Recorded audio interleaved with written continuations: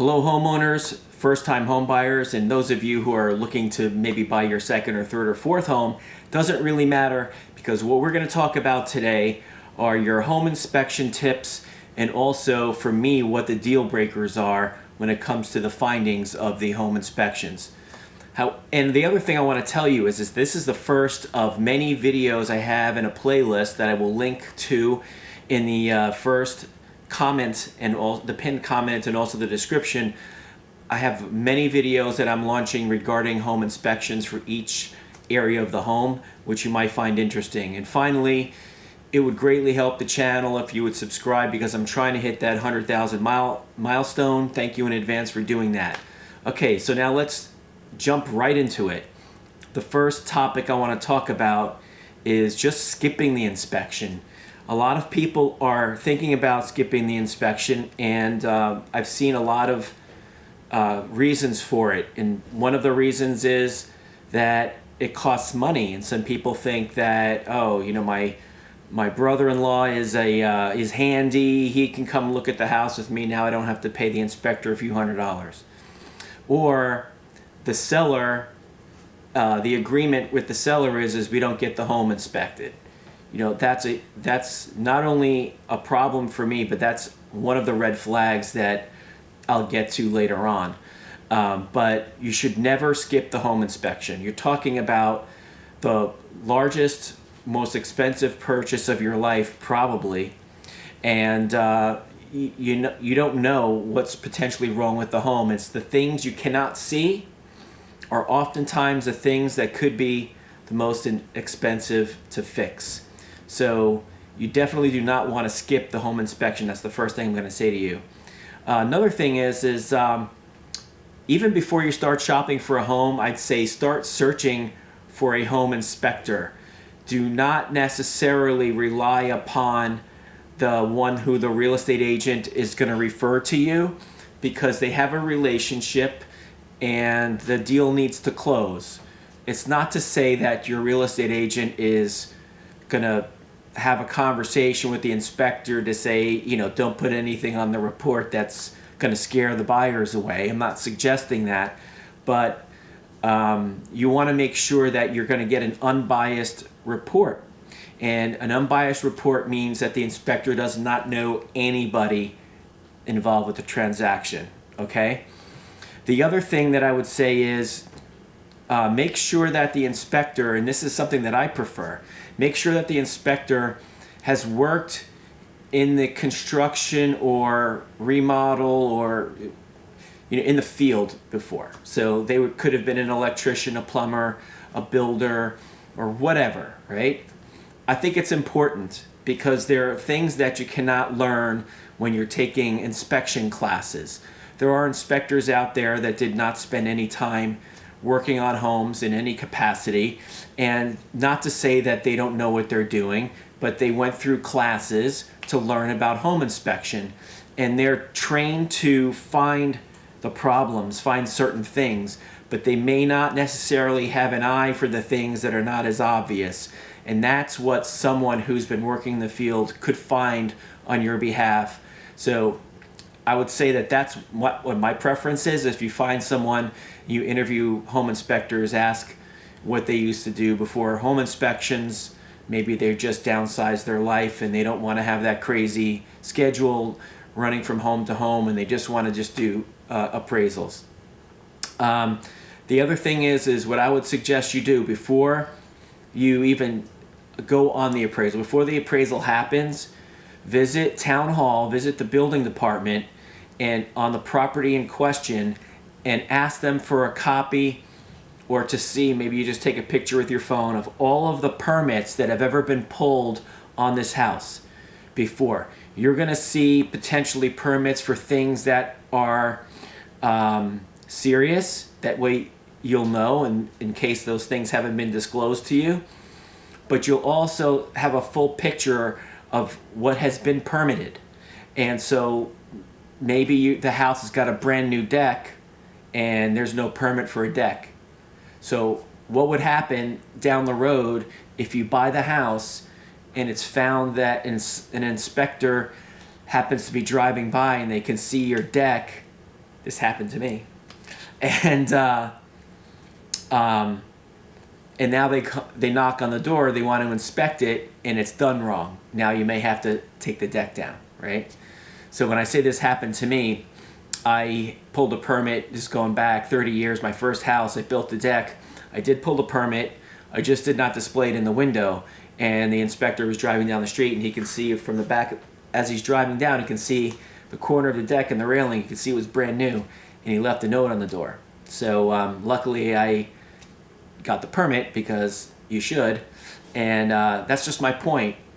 You should pull the permits, make sure that you compare it with any new work that should have been permitted, and if it's not been permitted, then you can request the seller to do the permit and get the inspection to make sure all is okay. I would say that test the water. A lot of people don't do this. You have city water, you have well water, you have city water that's been contaminated and may not be disclosed to you. You could have well water that's a problem. You should definitely do a water test before moving forward with the home, with purchasing the home. If you've got bad water, it's a problem, and you might have a problem reselling the house in the future. Do a radon test, especially if you live in an area where radon is a thing. Not all areas of the country is it. Where I live, it is. And make sure you do a radon test, especially if there's no radon mitigation system. And you can also check the surrounding homes in the neighborhood to see if you can see the PVC coming out of the house with the little radon fan attached to it, the radon mitigation fan. And if some of the other houses have it, you could ask yourself, well, why doesn't this house have it? If they're sitting over a rock bed that's got radon gas beneath, then why doesn't this house have a radon mitigation system? And you can make sure you can have a radon test, which is basically this little canister that you would set out in the basement and leave it for a few days, and then you would take it in, cap it, and send it in to a lab, and they do the test and they let you know. Now, something like that could take a little time, and maybe you're in a hurry, but I would make sure that you test for that. And then the other thing is if you have a septic system, I would suggest you hire a septic inspector that's separate from the regular home inspector, because a septic inspector is going to have a more in-depth knowledge of septic systems and how to test them to make sure that the septic system in the house that you're buying is in good condition, because a septic system can cost you a lot of money if it's not working properly. Tens of thousands of dollars depending on the location and the size of the home. So do that. Now, let's talk about my deal breakers. So if the house has foundation problems, now I don't just mean a couple of vertical cracks, but if the inspector comes back and he's citing some foundation problems, you've got horizontal cracks, and you've got even diagonal cracks, and you've got a slab that's heaving or dropping or cracked. That, to me, is a potential deal breaker, and I'd be very concerned and maybe move on to the next house. A sagging roof, where you look up at the roof and you can see it doing this, that's a problem for me, and depending on what the inspector finds, maybe it's just one rafter that can be jacked up and supported, okay, but that would be a problem for me. A sagging roof, to me, is worse than just a roof that needs to be replaced. Sagging beams inside of the house. You might have an archway between your living room and your dining room, for example, and now you see it drooping, and you've got these big cracks in the drywall. That tells me you've got a support issue, and I'd be concerned about that. Very old pipes, really old plumbing pipes, especially in the main stack. If that hasn't been replaced, you could expect at any time for that to have a problem, and now you've got to open up the walls and replace the stack going from your basement or your ground floor slab all the way up to the second floor where all of your toilets and everything else ties into. Let's see what else. I've got old knob and tube wiring. This old wiring from homes very long time ago. where they didn't have a traditional electrical panel like you see behind me, but it was this knob and tubes, almost like fuses in there, and the wires are going to be wires that have like a felt, not felt, but an insulation that's not made of rubber, but more of like a material. That stuff starts to deteriorate over time, leaving exposed wires. That would be a deal breaker for me for sure, because then you'd be looking at having to rewire the whole house. Lead paint, potential deal breaker. You're talking about homes that are older than 1978.